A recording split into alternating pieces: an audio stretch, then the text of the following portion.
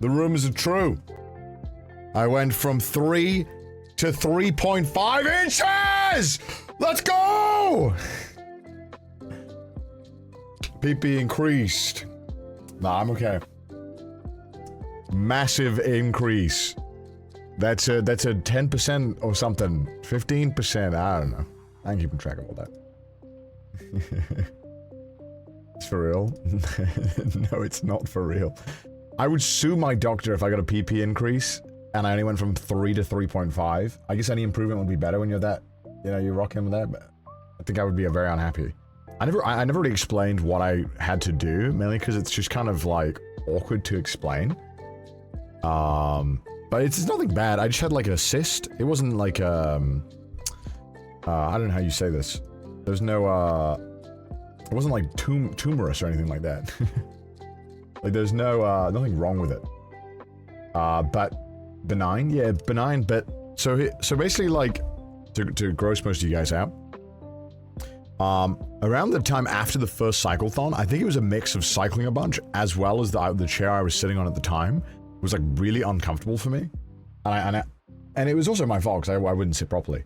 So I don't know what the hell caused it, but either way, I had like a cyst in a point like above my like butt, and so it just kept making a like pimple. It was very uncomfortable.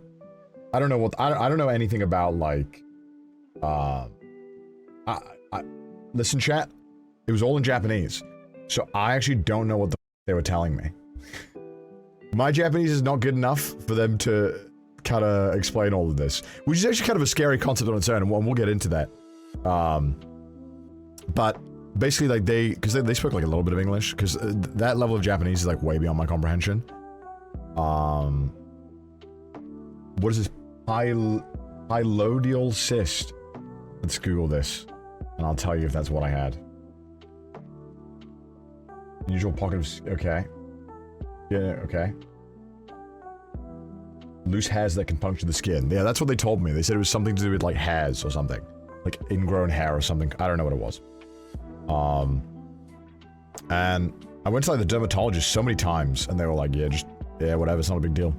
And I was like, it's kind of annoying, though. Like, sometimes I just, like, I'll go to the gym, and I'll do, like, a sit-up. And then when I do the sit-up, I'll, like, you know, because how you, like, on your back, like, when you're doing a sit-up, you go like this, right? This is, like, your head. You sit up. And then you kind of, like, roll on your body as you come down. Occasionally, I would hit it, and I'd be like, so I was like, you know what? Okay, I'll just get rid of it. Because I was like, well, I shouldn't just have discomfort in my life. So, started going through it, and it was fine. And then they were like, oh, you need surgery. By the way, oh my lord, let's not even get started about the healthcare system in Japan. So, it's phenomenal healthcare, and we'll get into that. It's great.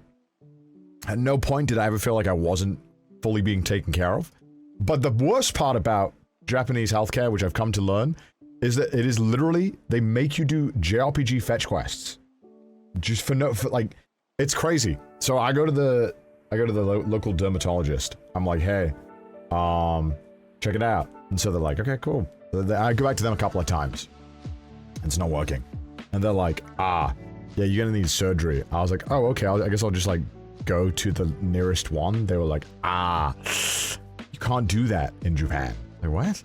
They're like, yeah, you can't go to a hospital without a reference letter. I was like, what? What do you mean I can't go to a hospital? What? I need like your permission?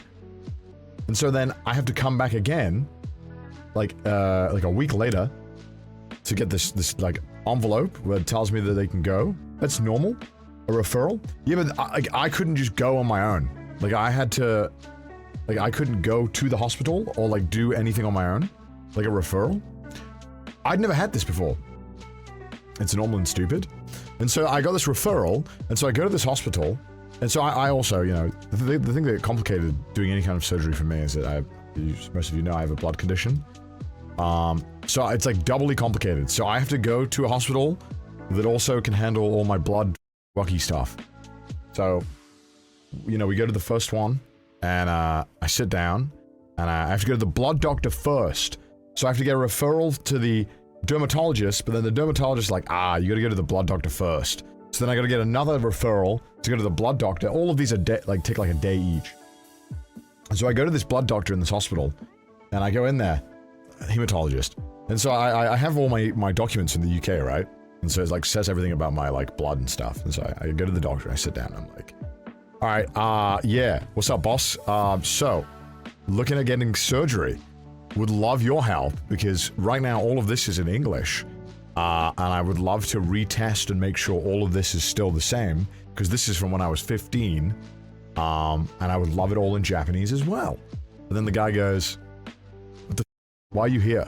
I was like, what? He's like, you're wasting my time. I was like, what? He's like, you already know you have it. What do you want me to do? I was like, well, I would like you to, like, retest and, like, you know, just kind of, you know, it's just all in English, you know? I just don't know. Basically, that's kind of what he said. And so, this doctor's kind of a dick. I was so surprised. I never had that in my life. This doctor was literally like, he was rude as f to me. He was literally like, what are you here for? I was like, oh, okay. My bad. Okay, dude. So then I left, and then I had to rebook again, like another week later, for the same hospital, but just different hematologist, because clearly the guy I had was a dick. I go there again. I have this, it was a medical student woman who'd been, I don't know how many years she'd been doing it for. She was lovely. She was like, ah, yeah, no, I totally get it. Yeah, okay, cool, yeah, let's do a blood test. Let's go through it, and we'll write it all up for you. I was like, okay, cool. All right, nice. Awesome. I was like, this is crazy. How is this, like, this is the exact same hospital, same room, everything. I was like, what, how am I getting these two different outcomes? This is crazy. So, I was like, right, okay, thank you, appreciate that. And so then I got all the tests done. They were like, oh yeah, this is good, okay, we got it all. Okay, cool. Just a bit of a problem. I was like, oh, okay. They're like, yeah, we're not really equipped to deal with your condition at this hospital. I was like, what? They're like, yeah, you're gonna have to go to a different hospital that's like an hour away. But don't worry, I'll give you a referral letter. I was like, no! So, they gave me another referral letter. I was like, okay. Great, love this for me. And so, I then, like 2 weeks later, I make another appointment to go to the one that is equipped to deal with it. And I go there, and it was great. It was awesome. They were phenomenal. They took care of me. They even spoke like pretty decent English. I was like, oh, nice. And I didn't expect that. Like, I don't go into places expecting them to speak English. That's like, I'm using my broken Japanese and Google Translate here. And luckily, a lot of Japanese doctors know a lot of the terminology in English as well, which is super helpful. But even in English, I don't know these words, right? These are medical terminology words I don't understand. So I go to the blood doctor that's like super far away from me. After like this is like my 5th referral. Finally, they're like, okay, yeah, we're good. Okay, we can accommodate, because I need like I need a special kind of drug whenever I get surgery. If I get like any kind of surgery, I need to take this like IV for like 30 minutes that basically makes my blood clot, and it'll make it clot for like a couple of hours. It'll make it normal. So special drugs, yeah. And it's super rare in Japan, because nobody has hemophilia in Japan. It's the white man disease. That's what I learned out. It's the white man plague. Inbreeding brought this upon us. So, my inbreeding disease. So they were like, yeah, only like 1 or 2 hospitals like have it. It's like, okay, cool. So anyway, I finally, this doctor's like, yep, we got it. We got all the results here. Like, yep, we can do it all. We know exactly what to do when you need surgery. And I was like, okay, cool. And then as I was leaving, I was like, wait, the whole reason I did all these fetch quests was to go to the dermatologist. And so I went back and I was like, hey, can I see the dermatologist? They were like, yeah, we'll write you another referral. I was like, you've got to be kidding me, another referral? I was like, can I go right now? They were like, nah, you gotta come back in a week. I was like, that's crazy! I'm here right now! This is so far from my house! This is crazy! And so I was like, you gotta be kidding me. All this for a cyst. You know, at this point, chat, it was like sunk cost fallacy. Like, I was like, I had half the mind after the second referral. I was like, you know what, I'll just let the cyst win. And live with it. I'll be that stubborn old guy that just lives with, like, diseases. Like Mr. Burns in the door with all his, like, diseases. I was like, this is way too many for a cyst. I was like, this surgery, it's like that. It's like 2 seconds. Insane. But to be fair, it was probably good that I at least got on the all the healthcare stuff there anyway, just in case I do need something. And now I have all the stuff in Japanese, which is... I probably should have done this anyway, so I was like, whatever. So then I went back, and they were like, okay, yeah, we feel pretty good about this. And then they were like, alright, so... This is after I came back. So I went to the dermatologist in the same hospital where I was just at a week ago. And I'm sitting there in this room, and, you know, she's like, pull down your pants. Okay. Pull down. Kidding. So I show, you know, she's checking it out, and she goes, so this, ne? So this, ne? I'm like, okay, that's not good. So this, ne, is not good. She's like, yeah, you gotta come for an MRI. I was like, oh, kidding me? All of this? You think I had the black bubonic plague with the amount of tests and coming back things I have to do. So I come back 2 weeks later for an MRI for a cyst because they wanted to see how deep it was because they weren't sure like how deep it went. I was like, you've got to be kidding me. So I go for MRI. It's like being in a torture chamber. You know what it reminded me of? I was in the MRI, and I swear to God, I was listening to this MRI machine. Loudest thing I've ever heard in my life. Like a jackhammer in my ear. It sounded like an indie horror game soundtrack, because it would go like... And I was like, this is like a Fear and Hunger boss music. It was kind of hype, actually. I kind of liked it. It was cool. It was kind of cool. It was very loud. If you don't like loud noises, I think you'd hate it, but I thought it was alright. I kind of didn't mind it. It was actually kind of sick. It was kind of sick. So then... I was like, alright, cool, done. By the way, my MRI cost me like, I don't know, like 40 bucks. It wasn't that much. And then they were like, okay, cool, come back next week, we'll go over the results. And so I come back next week, and then I'm sitting there, and they're like, okay, cool, we're gonna have to do, probably surgery on it. I was like, you gotta be kidding me. Oh! I mean, I knew it was probably gonna happen, but, I was like, say it's so. Yeah, it's $40. Yeah, it was very cheap. It was very cheap. And, they're like, okay, come back and, come do surgery. And, dude, I won't lie, Chad, the only thing I'm scared of in life is surgery. I'm pretty scared of a lot of other things, but, like, genuinely, like, terrifies me, is, like, doing surgery of any kind, as I told you guys this last time we talked about it. For me, I don't know what it is, I don't like it. Surgery and deer, the two worst things. And so, I'm sitting there, and you know the part that f***ed me up? So they're telling me they're gonna cut me open and shit. I'm like, they gave me this tablet, and they're sitting there, and it's like a 14-minute slideshow, all in Japanese, and it's literally just all of the, that could go wrong, and how they're not liable. I was like, and that made me freak out. Because when they were going on about it, I was like, oh, not a fan of that. In the part that made me like start freaking out the most, basically like whenever I used to get needles as a kid or any like kind of invasive thing that I didn't really enjoy, I would get this thing where they would do it, and I would start feeling my body freak out. Like mentally, I'm locked in. I'm like, calm down, Connor. Like. My body is freaking out, but my mind is super locked in. But it doesn't matter because my body's like, nah, I'm a panic. I'm a freak out. So, and so I'm literally sitting there listening to this PowerPoint whilst I'm trying to like fight in a panic. It's crazy because I feel so in control mentally, and I know, but then my body's like, cool anxiety. Yeah, no, I know. I never experienced this ever in my life, except for, during this kind of stuff. Which is crazy. I had open heart surgery until last year and wasn't nervous until the day before my surgeon mentioned that there's small chance of failure. Yeah, like that f***ed me up. And so, in this PowerPoint, there was this one point that freaked me out. Because they were gonna give me, anesthesia. The local anesthesia, I think. It wasn't like full body, it was just like where they were cutting me open. And they said like, I don't know why this freaked me out so much.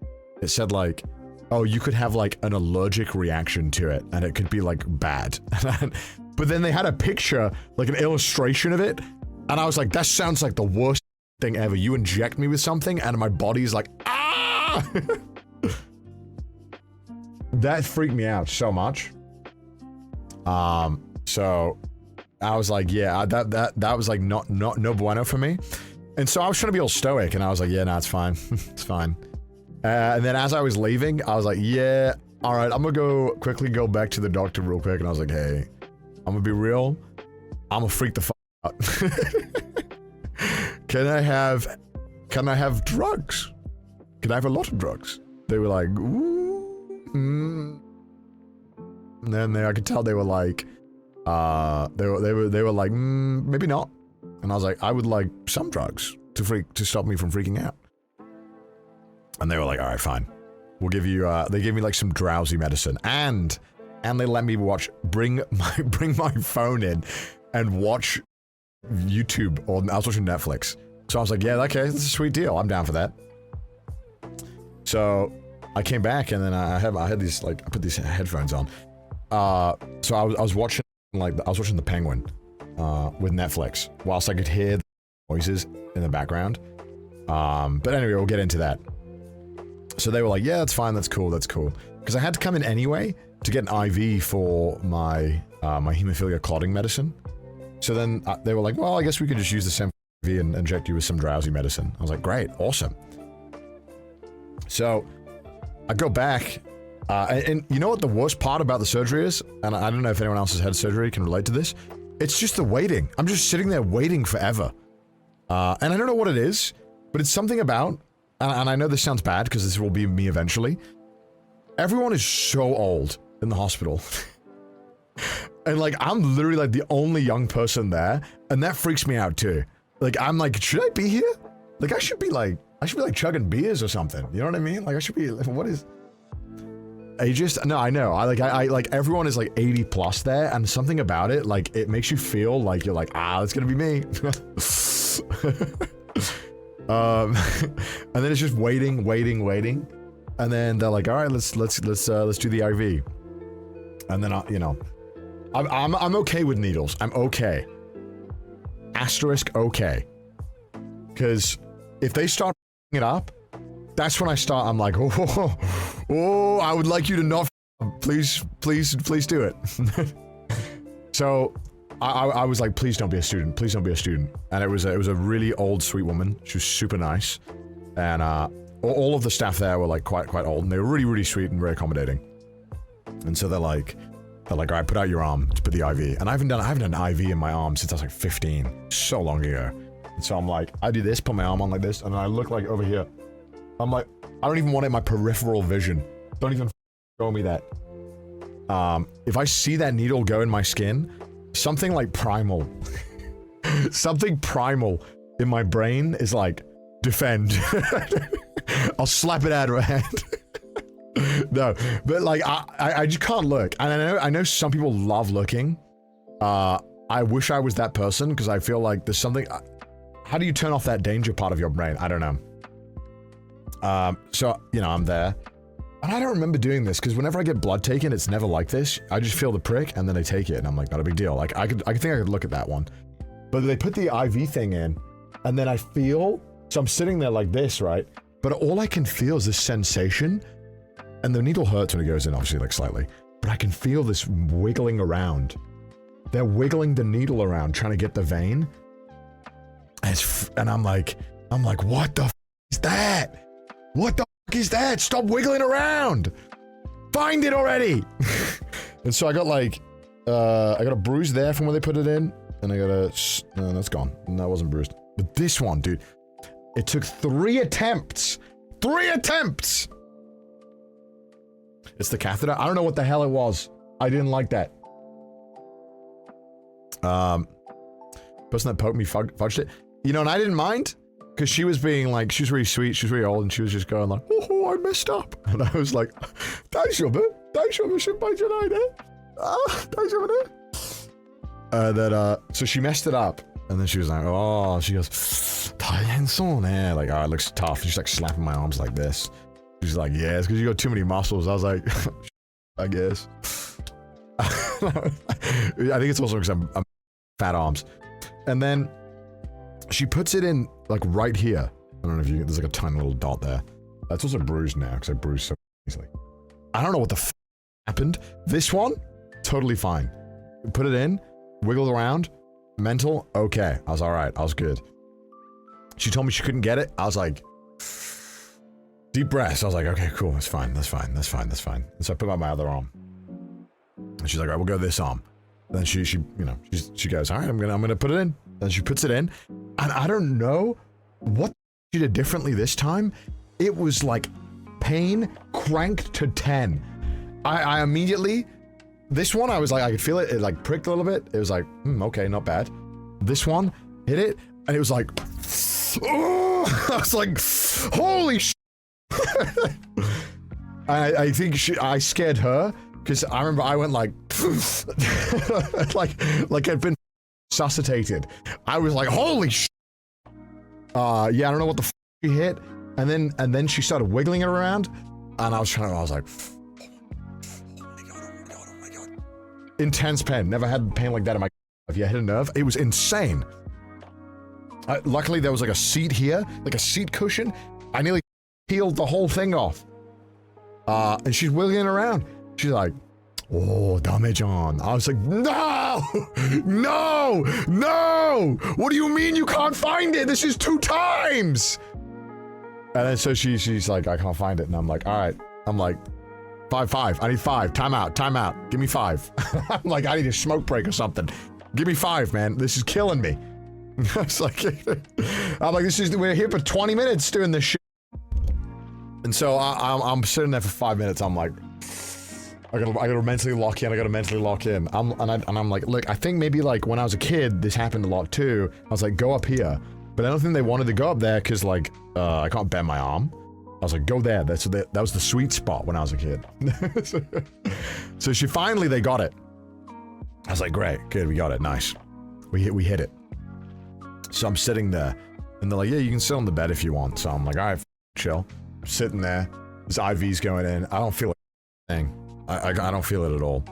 So 30 minutes later, 30 minutes later, it's done. And then I'm like, huh. I look, bear in mind, I haven't had an IV in like 10 years, so I don't have any recollection of this. I'm like, huh. Why is my blood going back out? I'm like, is this supposed to happen? Hello? Why is my blood leaving? I know it's quite normal. Because the thing had finished.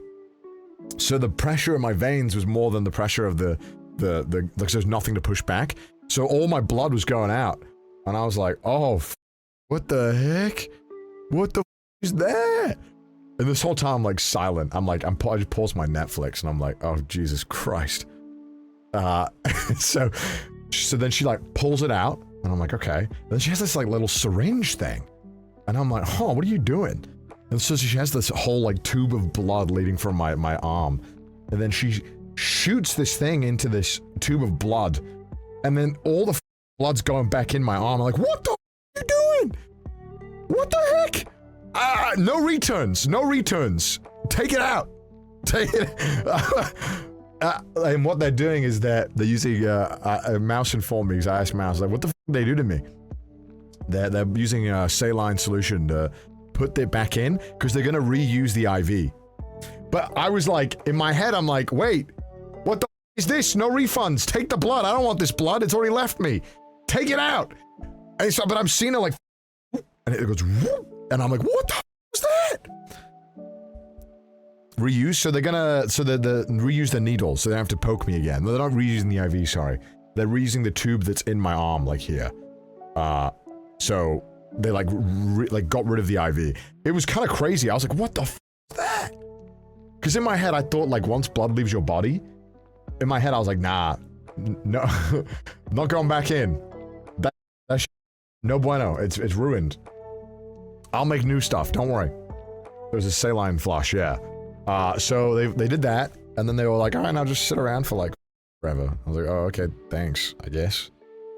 And then finally, after like an hour and a half, they're like, all right, cool. You can go and have your surgery now. I'm like, cool, so hype. So I go to this like basement, and then I sit inside of this little room with a chair.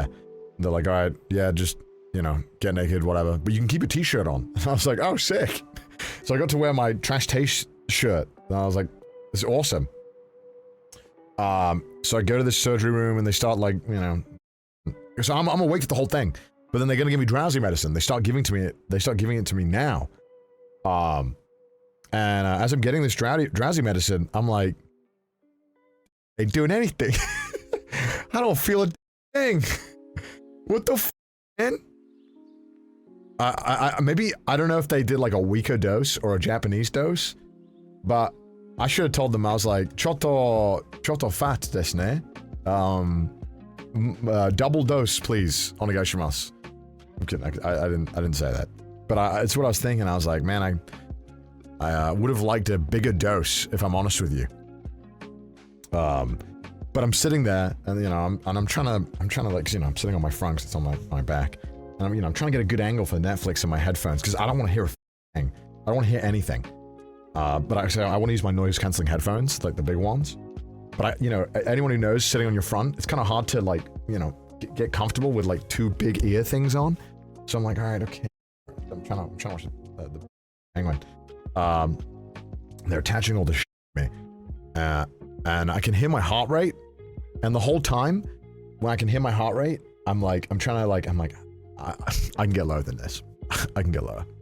And so I'm trying to like slow down my heart rate, but then every single time they tell me they're about to do something else, like they're about to add something, I can hear go from boop, boop, boop to boop, boop, boop, boop, boop, boop, boop, boop, boop, boop, boop. I'm like, no, they can hear I'm terrified. So, and then, hearing the beeping makes me freak out more, because now I'm self-conscious that my heart rate's getting higher. You know what I mean? So it's not helping anyone. But I know it's helping them. I know it's for them. It's not for them. It's not for me, it's for them. Because I'll know when I'm dead. So, it's because of your alcohol tolerance. You think so? Maybe. And so, then they're like, all right, okay. Then they're like, all right, we're gonna inject you with the anesthesia. I'm like, all right, cool. So, they put this needle in, and holy, this needle hurts. This one hurts so much. And I was hoping, like, because they did like 3 or 4 doses of it. The first one, and it's not like a normal needle. Because when I walked in the room, I saw it. It was like a weird, like a bent needle. It was really weird. I'd never seen a needle like that before. And so they put it in. And I'm like, okay, it feels funny. And then next one, they're like, okay, we have another injection. So they're gonna inject like 4 areas of it. And then I was like, okay, cool, I've got 1. So now the next needle's 1. Oh, the next needle hurt even more. And every subsequent needle hurt more. I was like, what is this here for? What's the cooldown on this? Let's wait a little bit. This hurts my ass. And so, and then they're like, all right, we're gonna start now. And then I don't mind the sensation. Like, I can feel them cutting me open, and like, I can feel them doing all the shit. But it doesn't hurt. Like, it's all numb. It's like someone's like very like softly like caressing your skin, where I can feel someone's touching my skin, and I know they're cutting me open. I can feel it being cut open, but it's not like enough where like I have any discomfort. Like, I'm totally fine with it. I think it's mainly just like the mental, like if you were freaking out about that, I think you'd be like, I could understand that. I didn't mind the sensation that much. So they did it, it was all fine, super smooth. It was like 20 minutes. Like, the lead up to this was like 19 years, and it was like 20 minutes. And then the stitches took longer. So, I got some stitches, and then they cauterized it as well. Which I thought they were doing, but I didn't know until I asked them afterwards. So they cauterized and then stitched it. So yeah, and then they were like, oh, it might come back. I was like, what the f- What do you mean? Yeah, so fun. So fun. To stop the bleeding? Yeah, I know. And then they were like, yeah, so, because of your blood condition, if it keeps, bleeding like crazy, please come back tomorrow and we'll give you drugs to stop the bleeding. I was like, okay. Alright, okay, well, hopefully that doesn't happen. So, surgery went well, was fun, was a mission in Japan, but hopefully, you know. Oh, you wanna know the best part, chat? You wanna know what the final cost of all that drugs and surgery was? You may take a guess in Japan. I do pay a lot in health insurance though in Japan, so you know, it isn't just like a one-off thing. Norway PD, thank you so much for the 10, man. I appreciate that. Thank you so much. I paid a total of 10,000 yen, which is about $65.